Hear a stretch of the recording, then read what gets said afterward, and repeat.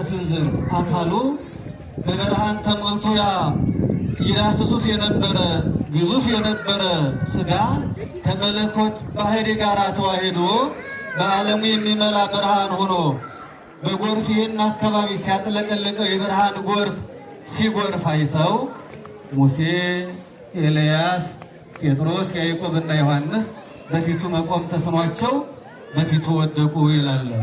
ለያን ጊዜ አስነስቷቸው ከተነሱ በኋላ ይሄ የምወደውና የምወልደው ልጄ ይህ ነው፣ እሱን ስሙት፣ እሞታለሁ እሰቀላለሁ ቢላችሁ እመኑበት ብሎ በጴጥሮስ የተነገረውን መልሶ በዛሬው በምናከብረው በዓል ወይም ነሐሴ 13 ቀን በሚከበረው በዓላችን ከተሳቱ አበይት በዓላት አንዱ በሆነው የምወደውና የምወልደው ልጄ ይህ ነው ብሎ እግዚአብሔር አብ የመሰከረበት ቅዱስ ጴጥሮስ እንዲህ እስከሆነ በዚህ መኖር ለኛ መልካም ነው፣ 3 ዳሶችን ወይም 3 ሰቀላዎችን ሰርተን በዚህ እንኖር፣ አንዱን ለሙሴ፣ አንዱን ለኤልያስ፣ አንዱን ላንተ ብሎ ቅዱስ ጴጥሮስ የወንድሞቹንም የጌታንም በዚህ መኖርና የቦታውን ቅድስና የቦታውን ደስታ በሚገልጽ መልኩ በዚህ ለኛ መኖር መልካም ነው ብሎ ቅዱስ ጴጥሮስ ይህንን ቃል በቤተ ክርስቲያን መኖርን ደብረ ታቦር የመንግሥተ ሰማያት ምሳሌ መሆኑን የቤተ ክርስቲያን ምሳሌ መሆኑን ብሉያትና ሐዲሳት በቤተ ክርስቲያን ለመነገራቸው ከሐዋርያትም ከአዲስ ኪዳንም ከብሉይ ኪዳንም መጥተው በዚህ ትንሣኤ ሙታንን የመሰከሩበት በብሉይ ኪዳንም ያሉ በአዲስ ኪዳንም ያሉ ምዕመናን አንድ ሆነው መንግሥተ ሰማያትን የሚወርሱ መሆናቸውን የተገለጸበት የእግዚአብሔር አብ ልጅ መሆኑ እግዚአብሔር ወልድ በዚህ የተመሰከረበት የብርሃን ጎርፍ የጎረፈበት ቦታ ደብረ ታቦር እንግዲህ ይሄ ነው። የቤተ ክርስቲያኑን ማሰራር ጴጥሮስ እንደተናገረው አንዱን ለአንተ፣ አንዱን ለሙሴ፣ አንዱን ለኤልያስ ብሎ በተናገረ መሰረት ፊት ለፊት የምናየው የጸለይንበት ቅድም የዘመርንበት የመካከለኛው ቤተ መቅደስ የጌታችን ሲሆን በዚህ በኩል የምታዩት ለብቻ ጉልላቱ የሚታየው ይሄኛው ደግሞ የሊቀ ነቢያት የቅዱስ ሙሴ ነው። በዚህኛው በኩል ያለው ደግሞ የኤልያስ ቤተ መቅደስ ነው። እዚህ ላይ ስንወጣ ደግሞ በዛኛው በኩል ታላቁን የከፋውን ዘመን የሚያስታውሰውን አርማጌዶንን እናያለን።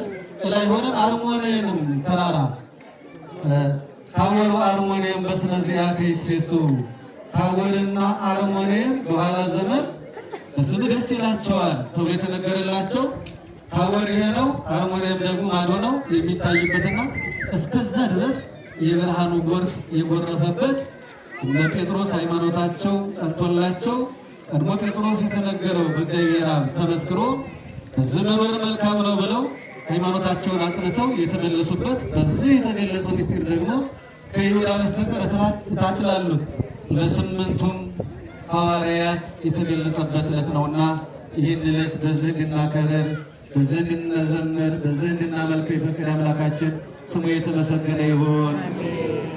እንግዲህ ስብከተ ወንጌሉ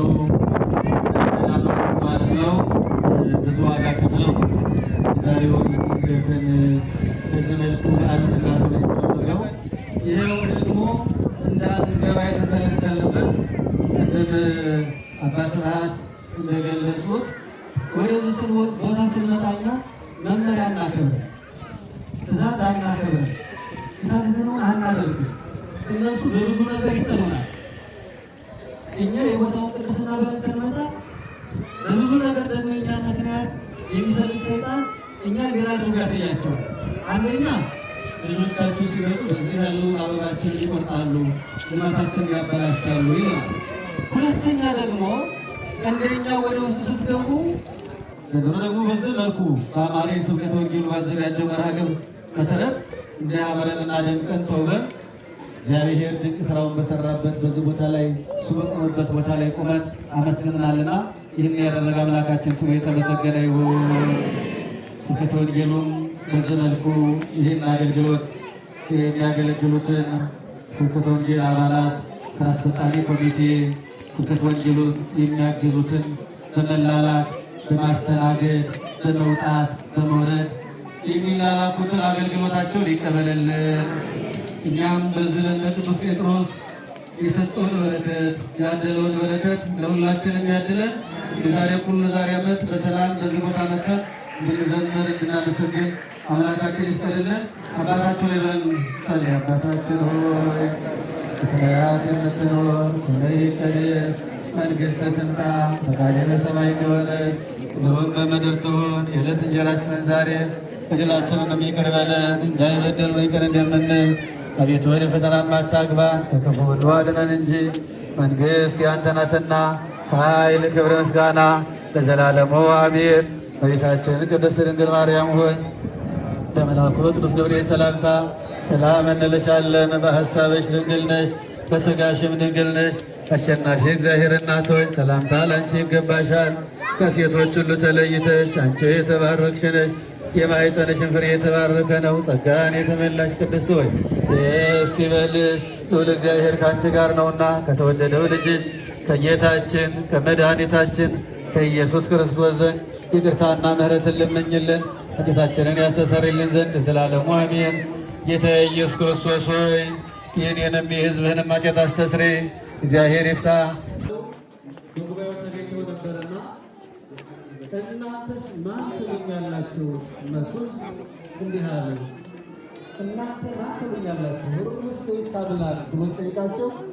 የሐዋርያት አለቃ ቅዱስ ጴጥሮስ አንተ የሕያው እግዚአብሔር ልጅ ኢየሱስ ክርስቶስ ነህ ብሎ ሲመሰክር ይህንን ሥጋዊና ደማዊ መምህር አልገለጸልህም የሰማይ አባቴ እንጂ ብሎ አንተ ብፁዕ ነህ፣ አንተ አለት ነህ፣ አንተ መሰረት ነህ፣ በአንተ መሰረት ላይ ቤተ ክርስቲያኔን እሰራታለሁ ብሎ ለጴጥሮስ ይህንን የመንግሥተ ሰማያት የሚያስገባበትን ወደ መንግሥተ ሰማያት የማይገቡትን የሚለይበትን ስልጣነ ክህነት ለቅዱስ ጴጥሮስ ካረጋገጠለት በኋላ ወደዚያ ነው ይዟቸው የመጣው።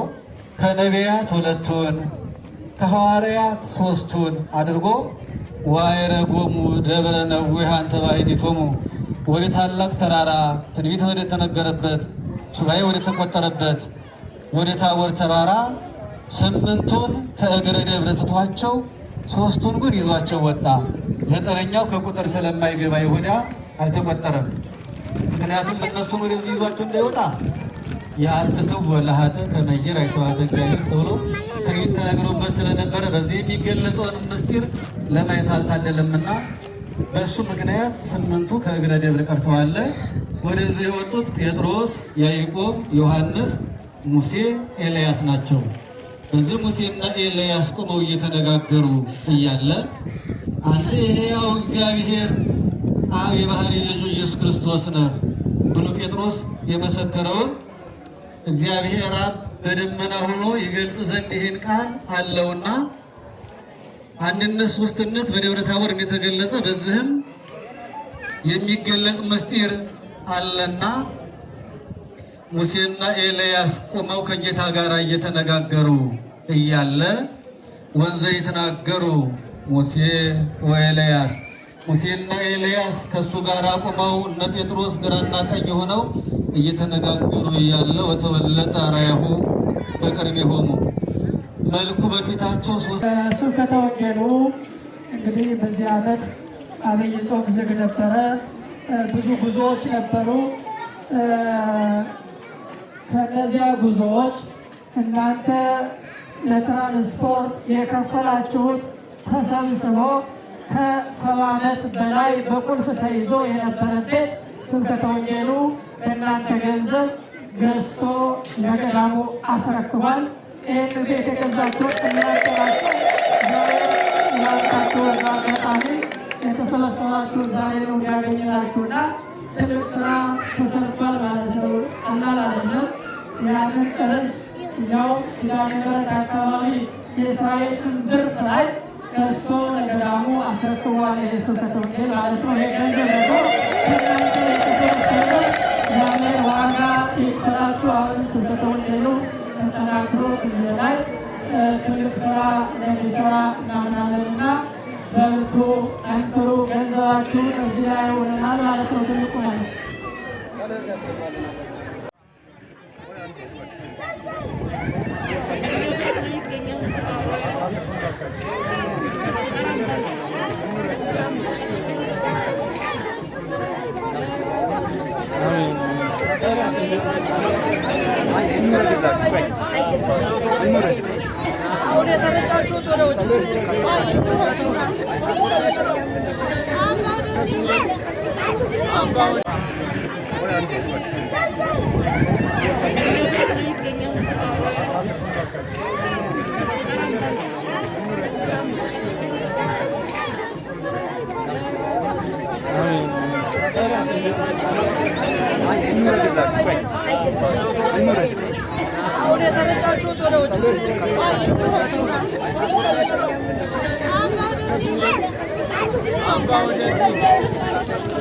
ደግሞ ጌታቸው ቆሮ